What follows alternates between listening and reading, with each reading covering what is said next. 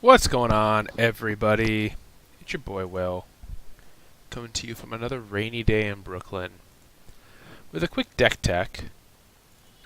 I know this is a little redundant with the blue-white mid-range kind of tap-out deck that I did in the last one, but I want to talk about blue-white control, which if you follow standard at all in paper, which I've only recently gotten back into doing, got second place at the GP last weekend. And here's an adaptation of that deck, more or less, for Arena. And I want to just talk about the cards and then talk about potential changes, not just within Arena, but then maybe once Kaladesh gets here, which should be at the end of the month. But we don't know that for certain, so don't hold me to it. So, of course, we're going to play 4 Stealaways. It's one of the best reasons to be white.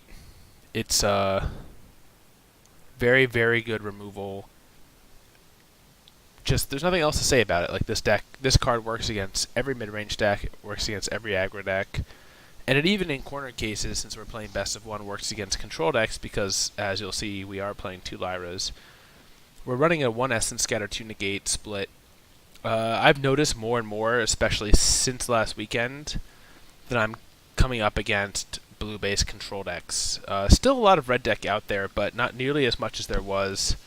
So I feel like only 1 Essence Scatter to negate. Like you really want to be able to play Teferi untap and have negate up on turn 5. 2 Search, this card is just phenomenal. If you can resolve it turn 2, it's amazing. If you can resolve it turn 8, it's amazing. It's once you flip this card, it's really, really tough to lose. 2 Gideon, I know that the Pro Tour, not the Pro Tour, but the GP player only played 1, but there's some cards we don't have access to. And I kind of like having 2. Like, this is great against a lot of the weird mid-range decks you're going to run up against in Arena. Play this in turn 3, they tap out for some 4-drop. Okay, you ice it with the +1. Against any of the blue-white decks that are playing Approach, if you just give yourself an emblem, it's almost impossible for them to ever beat you. They really don't run any win conditions other than Approach. Maybe they run 1 or 2 Lyras. Maybe they run Teferis, but you're more equipped to win the Teferi war against them. So, I mean, just the power of this emblem against other control decks is not to be underrated.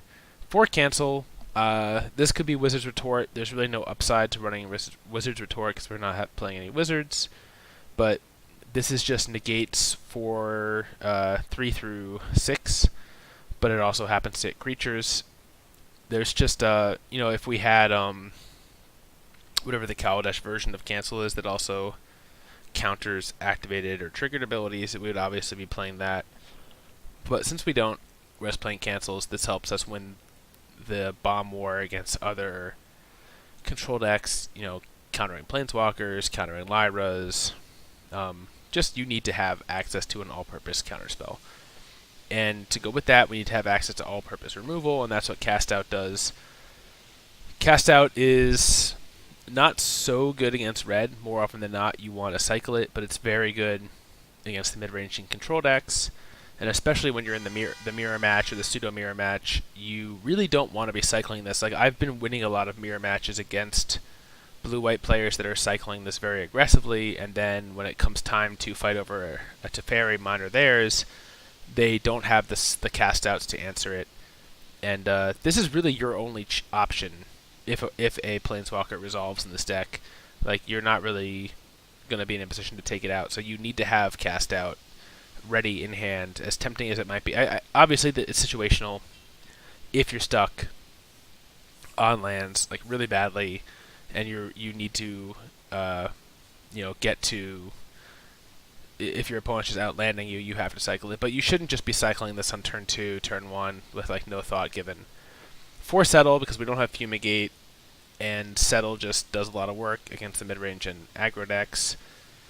And it's a great card to discard, or off of a search, or off of a pull from tomorrow in the mirror. One commit, you could play 2, you could play 0.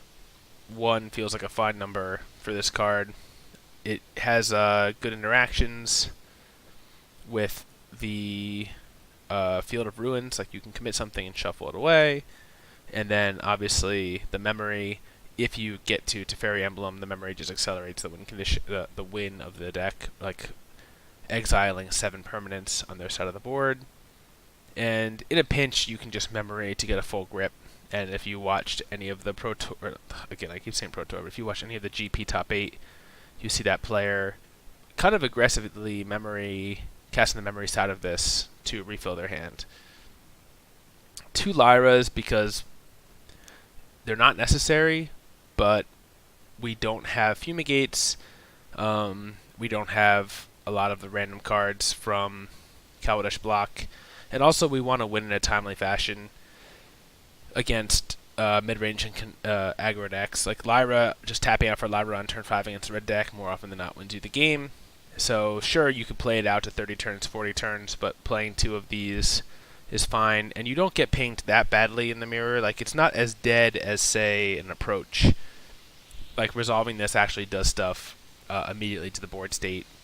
Of course, there's downside. It turns on Seal Aways, it turns on Cast Outs, it turns on Vraska's Contempt against blue-black, more so, but there's really nothing else we can do with the limited card pool that we have. I mean, I guess you could run more negates if you really wanted to. You could run a third, like a second Essence Scatter, a third negate. I like running them. It just feels like more often than not, if I have Lyra, like it can help me stabilize a board. So it's a flex slot. Do what you want with it. 3 Teferi. This is also something you can go up to a 4th Teferi if you want to cut a Lyra. The GP second place deck did play 4, and they used the minus ability very aggressively because they knew they had 4. I only have 3, and as you can see, I don't have a wild card to craft another. I would probably cut a Lyra or cut a Syncopate or cut 1 Gideon to go up to 4 Teferi. It's very good. Obviously, this is like becoming a format-defining card, and it's one of the reasons we're seeing so much more blue, white, and less red in the quick constructed queues on Arena. This is the primary win condition for the deck. You're going to plus this for 4 consecutive turns, and then minus 8, and you're just going to slowly exile their board.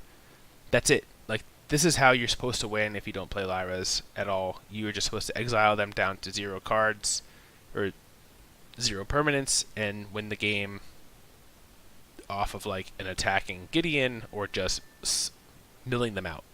It's very boring, and luckily a lot of players are not going to make you do that. Like, I just went 7-1 in a quick constructed queue with this, and every single victory that I had, my opponent conceded before I actually won the game. Like, no one is interested in going to 50 turns to see how you're going to win. An important interaction that I didn't see come up in the GP that you should know about is that when you are in the very, very end game mode of winning with Teferi, and by winning I mean not winning with Lyra, like you are winning just with Teferi, is that you can -3 to put itself back on top of the library for when you're empty decked. You know, the game will go that long if your opponent has not conceded, and if they have not conceded and they dealt with both your Lyras. The game will go to exhaustion, to borrow a Hearthstone term. And so you have to have a Teferi in play with an emblem, and then you -3 to put the Teferi back on top of your empty deck, so that way on your next draw step you have a card to draw to further exile stuff. You need this to maintain the lock against them so they can't beat you. And this becomes a lot easier to execute if you have a Gideon in play with a Gideon emblem, because then if your opponent interferes with it in some way for a turn or two, at least you know, like, that Gideon emblem will keep you from dying to decking yourself. But you need that constant source of exiling from drawing, because if you draw no cards for your turn, you don't get to trigger the emblem. And then to round the deck out, 3 Syncopate, 2 Pull from Tomorrow. Pull is like one of your big hammers in the deck. Finding time to resolve this on turn 5, 6, 7, 8 is especially valuable in the mirror, where you have dead cards like Essence Scatter and Seal Away and Settle the Wreckage. You need to craft a winning hand, and Pull from Tomorrow does that, right? Like, especially past turn 5 when you're representing Teferi mana on your turn, tapping out at the end of their turn to cast a big pull. It's going to be a hard decision for your blue-white opponent to to counterspell that, because By doing that, they might be setting you up to then slam Teferi with counterspell backup. So more often than not, they'll let you resolve it. If you don't have Teferi, or like, you need to make sure that if this gets countered, you have a way to punish your opponent for doing it. So you have to be careful with how you use this card.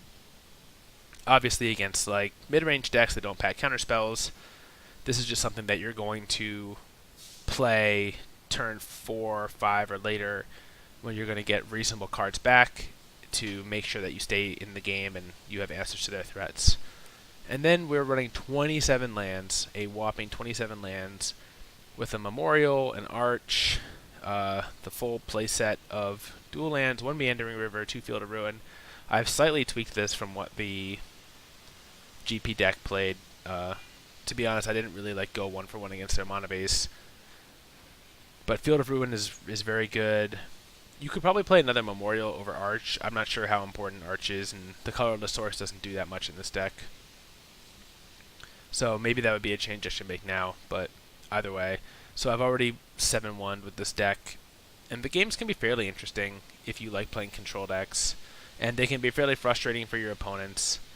So yeah, that's it. This is Blue-White Control. Post below if you have any questions about the deck, any ideas. It's obviously a archetype that gets a lot more interesting once you can sideboard, but I've found that the red deck matchup is fairly good. The mirror match comes down to how well you know the deck, and then the mid-range decks have virtually no shot against you because they just can't beat cards like Gideon and Seal Away and Cancel and Cast Out and Settle. Like, just every card you have just destroys mid-range. They're just too slow. And even decks that are playing Carnage Tyrant, like you're running 4 Settle the Wreckage, they really just can't beat you unless you have a really miserable draw or you horribly misstep in the early game. So definitely give this a shot. It's cheaper than the blue-white mid-range tap-out deck, and if you have a knack for playing long games, if you aren't averse to playing a land and doing nothing, definitely try this out. Alright, that's it. That's the deck tech. This deck is very cool, and I think I'm going to go jump into a quick constructed queue, and hopefully I'll be able to record that and share it with you all. Alright, thank you, and later.